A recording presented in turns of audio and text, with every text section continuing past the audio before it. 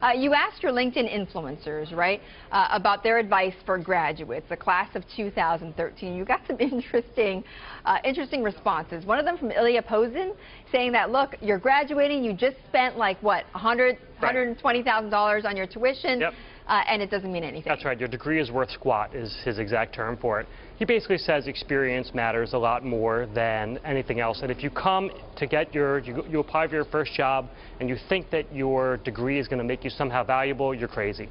What matters is experience. What matters is being able to show how you can help deliver more revenue or better profit. How do you, as like a 21-year-old fresh-faced graduate, have any experience? Well, this guy, Ilya is the CEO of a company called Ciplex. He worked starting at 17 on his own design firm. He worked in college, so he started with... One of those people that you just go, oh, exactly. Okay, right, you can do it, but... Now, Richard Branson said the same thing. Richard Branson said, go to college if you want. I didn't go to college, but really what's more important is travel. So both these guys both agree that college is interesting and important, maybe, but if something else is driving you, do that, and don't expect your degree to land you anywhere. Okay, interesting. Yeah.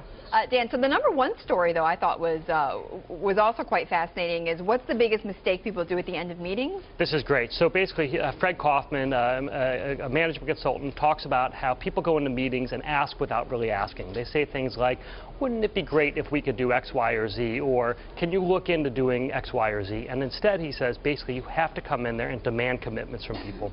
You say, I would like you to do X by Y, can you commit to that? And the magic phrase is, can you commit to that?